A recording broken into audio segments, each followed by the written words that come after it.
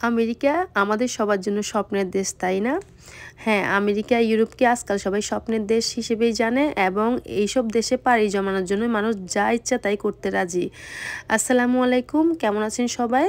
Welcome to my new blog. তো চলুন রান্না করতে করতে আজকে আপনাদের সাথে কিছু বাস্তব কথা শেয়ার করি। এখানে আমরা আমেরিকায় আছি, আমাদের কোনো বাঙালির সাথে আমাদের বা আমেরিকানদের সাথে ইভেন কোনো যখন প্রথম আমাদের দেখা সাক্ষাৎ হয় তখন সবার আগে জিজ্ঞাসা করবে আমরা কোন ওয়েতে কীভাবে আমেরিকায় আসছি।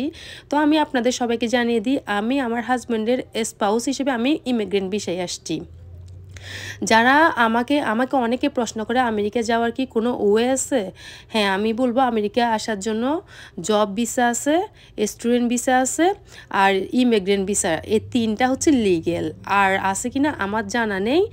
এবং অনেকেই নাকি এক দেশ থেকে এক দেশে পারি আমাদেরকে ফোন করে বলে এত লাখ টাকা দিব বা পারবা কিনা কোনোভাবে। আসলে বিশ্বাস করেন, অত লাখ টাকা হয়তো আমি আপনার থেকে নিয়ে নিতে পারবো, 30-40 লাখ টাকা যাই বলেন, বাট আমি বিশ্বাস করেন আপনাকে লিগ্যাল কোনো পেপারস দিতে পারবো না, সত্যি কথা।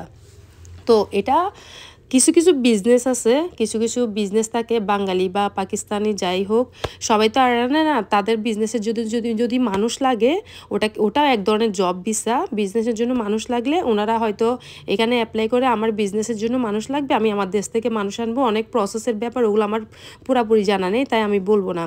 এবং এখন আসি আসল কথায়, অনেকে নাকি অনেক লাখ টাকা খরচ করে, 20 থেকে 40 লাখ টাকা খরচ করে আমেরিকায় আসতে চায়, এক দেশ থেকে আরেক দেশ 3-7-8টা দেশ পাড়ি দিয়ে।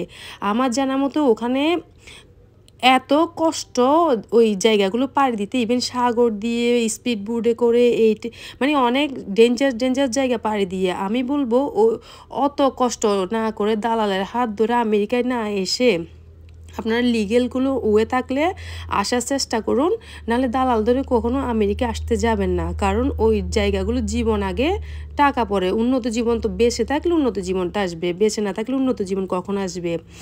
আপনি আমেরিকায়, আমরা যে স্টেটে থাকি ওই স্টেটে লিগেল পেপারস না থাকলে কোনো জব হবে না আপনার। যদি কোনো বাঙালি কোনো দোকানে যদি আপনাকে যদি জব দিয়েও থাকে, আপনাকে ভালোভাবে টাকা আপনার পারিশ্রমিক যত আপনাকে তত দিবে না, বিকজ আপনার কোনো পেপারস নেই। এবং আমি এখনও ওইভাবে দেখি নাই যে সব জায়গায় পেপার ছাড়া জব দিলে ঝামেলাও আছে। তো আপনাকে জব তো লাগবে, আপনাকে এখানে সার্ভাইভ করতে হলে বাসাও লাগবে। তো বাসা লাগার জন্য কি হবে, আপনি যখন একটা বাসা খুঁজতে যাবেন তখন আপনার আগে 2 মাসের আগের চাকরির মানে আপনাকে ডকুমেন্টসগুলো দেখাতে হবে, আপনি যে 2 মাস আগে চাকরি করেছেন ওটার পেপারসগুলো দেখাতে হবে অ্যাপার্টমেন্টে, অফিসে।